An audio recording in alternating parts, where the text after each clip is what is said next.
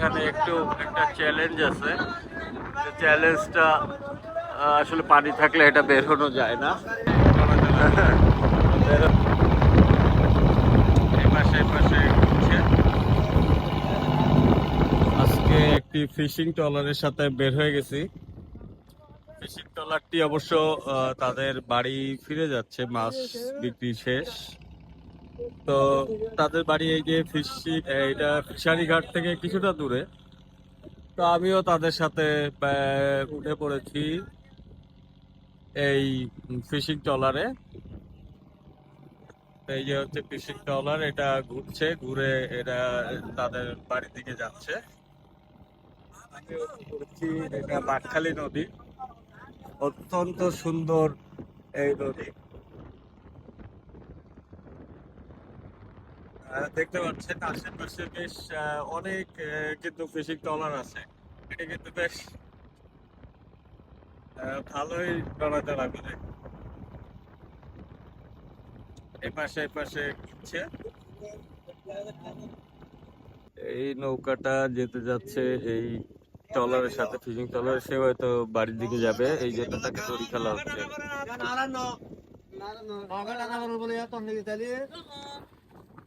সে এখনো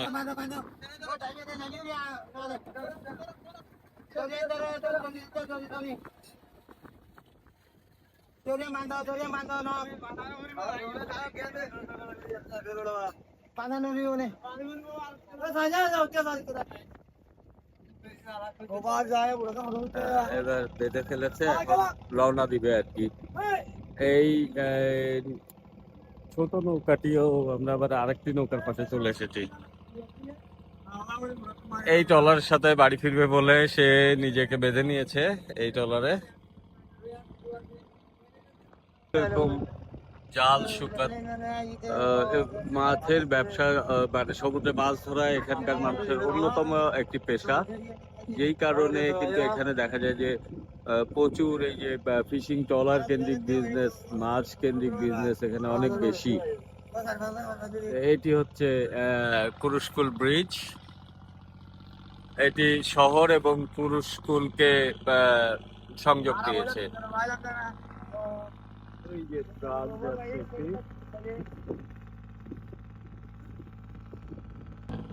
এই ফিশিং ট্রলারে কিন্তু একটি মজাও আছে। এটি বেশ দোলে। এখন কোথায় যাবেন? কোথায় যাবেন এখন? মাঝের ঘাটে। ওখানে কি বাড়ি যাবেন? ওইখান থেকে একটা পুরোর মাঝে জিনিস পার করে দেওয়া গোস পাস গোস আছে দড়ি দড়ি। আচ্ছা আচ্ছা, আবার চলে যাবো। কোথায় যাবেন? কোথায় সফলন্ডি সফলন্ডি। আপনার বাড়ি কি চৌফলদন্ডি? আমার বাড়ি কোন স্কুল রাখবো সফলন্ডি। ও আচ্ছা আচ্ছা, এই যে আমরা ইয়ের নিচে, ব্রিজের নিচ দিয়ে ব্রিজটা ক্রস করছি।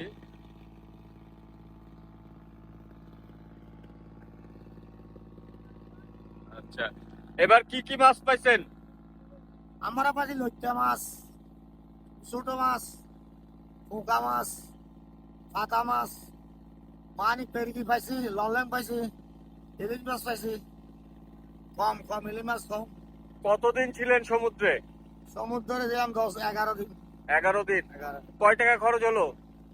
11 ওই টাকা মানে 3 লাখ টাকা খরচ হয়েছে। 3 লাখ টাকা খরচ হয়েছে। আর বেচছেন কয় টাকায়?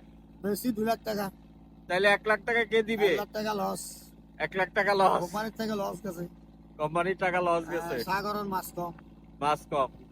টোটাল কত মন মাছ পেয়েছেন? কত মন? হ্যাঁ, টোটাল কত মন? কত মন হবে আরো? কত মন হবে? মাছ কত মন হবে? হ্যাঁ, 100 হাতে 50 মন হবে না? বড় বললাম 30 মন হবে। হ্যাঁ, 30 মন মতো হবে, তাই তো? ঠিক আছে, কি নাম আপনার? আব্দুল হাকিম। আব্দুল হাকিম। ঠিক আছে, ভালো থাকবেন। এইদিকে কিন্তু এই যে প্যারাবন রয়েছে প্রচুর নদীর পাড়ে, এবং পলিথিনে ভরা। এই যে প্যারাবনের মধ্যে যে পলিথিন কিন্তু বেঁধে থাকে, এই যে ওই যে পলিথিনে ভরা, এই হচ্ছে পরিবেশের অবস্থা।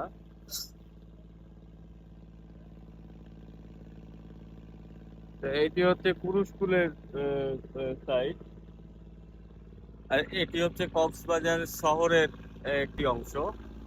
এইগুলোর মধ্যে অভিযোগ আছে এখানে কিন্তু প্রচুর অবৈধ স্থাপনা আছে, নদীর জায়গা দখল করে এই স্থাপনাগুলো নির্মাণ করা হয়েছে। তো এখানে আবার কিছু মানুষ এই এই নদীতে কিন্তু সব সময় এরকম মাছ ধরে থাকেন।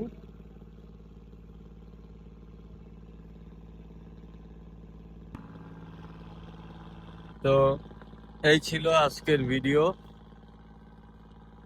একটা ফিশিং ট্রলারে ওঠার অভিজ্ঞতা।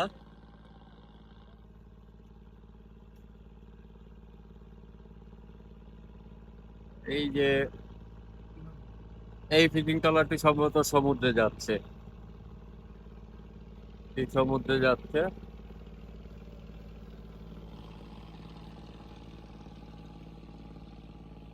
এখানে কিন্তু আমরা দেখতে পাচ্ছি কোনো একটি সরকারি অফিস এটি। এই যে এরকম কিন্তু এই সরকারি অফিসের যে খুবই উন্নত মানের যেই স্পিড বোট গুলো থাকে সেগুলো কিন্তু এভাবেই নষ্ট হয়। আমি প্রচুর দেখেছি কক্সবাজারে এরকম অনেক সংস্থার স্পিড বোট থাকে, সেগুলো এইভাবে পড়ে থাকতে থাকতে নষ্ট হয়ে যায়। কিন্তু আর একটা ফিশিং ট্রলার যাচ্ছে, আর এখানে কিন্তু ফিশিং ট্রলারের একেবারে বলা যায় মেলা বসেছে, একদম মানে শয়ে শয়ে ফিশিং ট্রলার। এইদিকে এই পাশে দুই পাশেই প্রচুর ফিশিং ট্রলার রয়েছে। কারণ এই ঘাটে আসলে মূলত ওই যে এখানে কিন্তু একটি রিপেয়ারিং সেন্টার বলা যায় এটাকে, এখানে মেরামত করা হয় এই এই ফিশিং ট্রলার গুলো। তো একে কেন্দ্র করেই মূলত এই কুরুশকুলের পুরাতন ব্রিজ, এটি লোহার ব্রিজ, এই এলাকায় কিন্তু ফিশিং ট্রলারের অনেক বেশি আনাগোনা। আমাদের প্রায় থেমে গেছে, এটা এখন আহ কোনো এক জায়গায় নোঙর করবে, দেখি।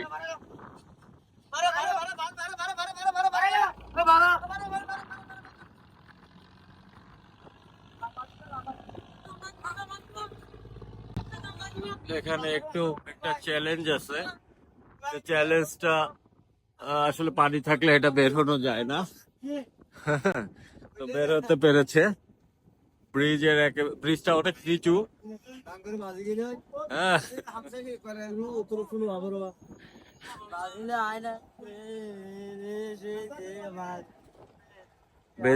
বেঁধে যাওয়ার একটা চান্স ছিল, সেই কারণে এখানে আসলে তারা একটু কৌশল করে এই ব্রিজের নিচ দিয়ে এসেছে। এখন তারা চেষ্টা করছে যে কোনো একটা ঘাটে তারা আসলে নোঙর করবে।